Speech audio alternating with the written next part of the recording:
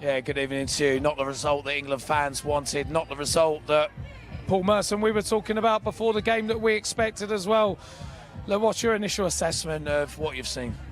Yeah, disappointing, to be 1-0 up with not long left in a semi-final of the World Cup, and sort of backfired. We went defensive, tried to do what it did against Mexico and Norway, and it hasn't worked. We're playing against a better quality of team, better quality of players, attacking players, and we just sat back. And I said to you when we was watching the game, they will get a clear-cut chance to score here, and and they did. So yeah, I imagine how the players are. I'm devastated. You know what I mean? I said in my lifetime without winning the World Cup, and another chance goes by. Do you think there were mistakes made by Tuchel? He's been praised throughout for certainly what he did at Mexico with 10 men and the defensive unit he showed there. But England were 1-0 up at this point with 11 players on the field. Do you think he deserves maybe a bit of criticism? Yeah, I don't like giving it. It's easy afterwards to do that, but Gareth Southgate took a lot of stick for being a very defensive coach, and we've seen this here. Sometimes you've got to counter-attack it. You're 1-0 up. They're putting more and more forwards on Argentina. They got to have a go. So then put another forward on and try and counteract that. And and then it gives them something to think about. When we start putting defenders on, they're putting forwards on. Then we're just going to sit back.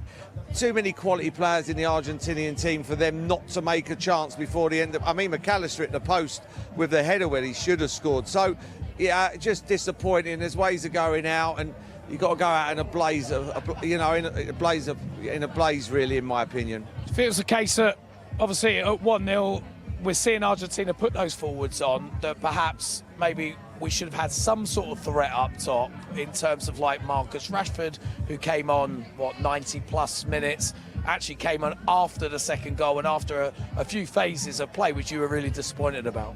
Yeah, even before the throw-on, they should have come on, Tony and Rashford. It was only after the second throw-on that they come on. Probably should have come on soon as they scored their goal, because they celebrated for about 5 minutes. It was the longest celebration ever. I'm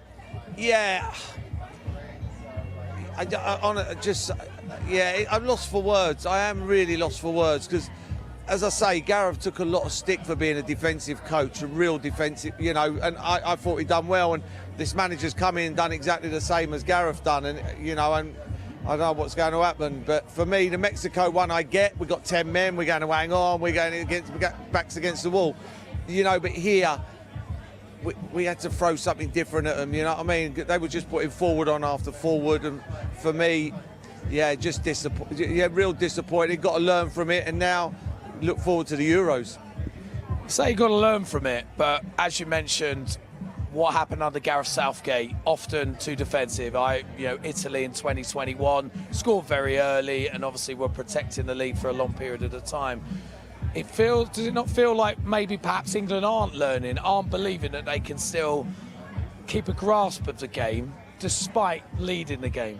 Yeah, no, I could understand it with Gareth. Gareth was a defender, so for the whole of his career he'd have done a lot of defensive training. So naturally, as a defender, that's what happens. So I understood that with Gareth. I didn't get that today with Tuchel. I didn't get that. I didn't think he was that kind of a defensive manager. I thought he would have sort of spun it around, and put the pressure on them. And all it was right, we're going to defend here for, as soon as they did score, we've got a lorry load of defenders on the pitch. And, even said, didn't we? We said they could probably score again before full time here with the 9 minutes of injury time. So, yeah, you know what? It's fine lines as well at the same time. We're 1-0 up in a World Cup game.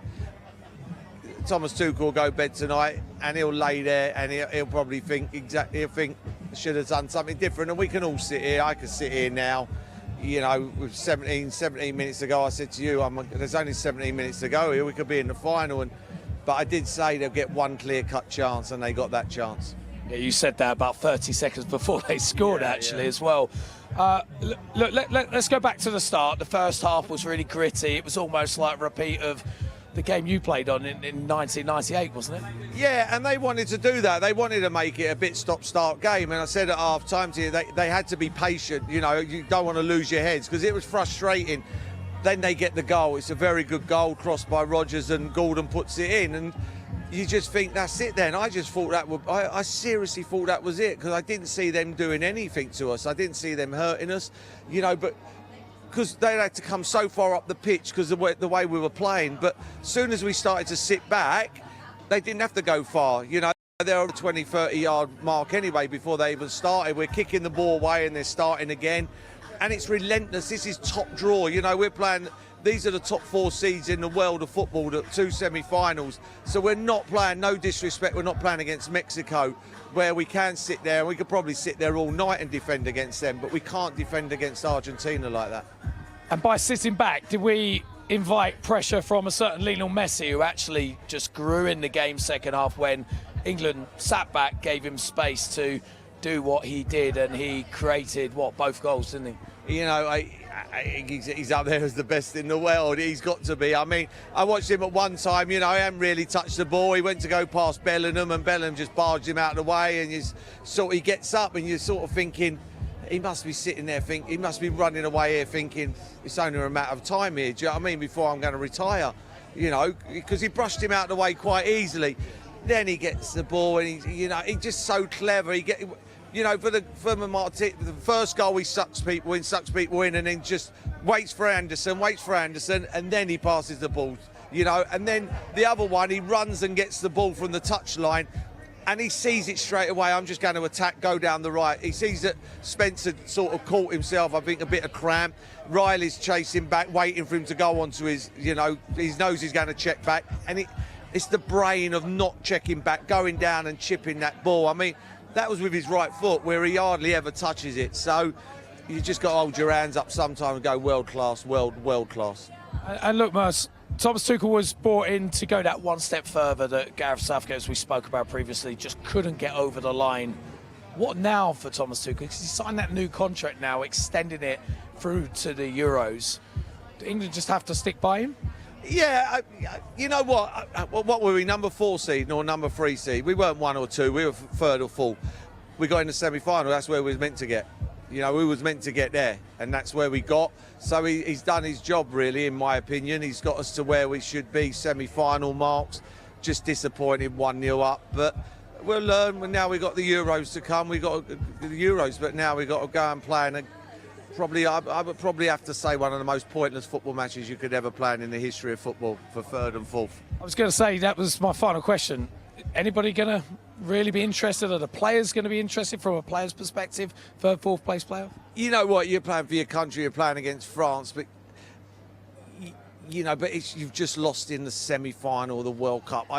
You know, when I was growing up, to lose in the FA Cup semi-final was the ultimate. That was the biggest game about at them times. You wanted to play in the Cup final. But the World Cup final, how many people play in the World Cup final? To get beat in the semi-final will be for both teams. It's just a nothing game. There's no need for it. Yeah, look, I think everybody here at Brighton are pretty much vacated now. The disappointment transcended across the fan zone. Disappointment there from Paul Merson. As Merso said, we go again in 2 years' time.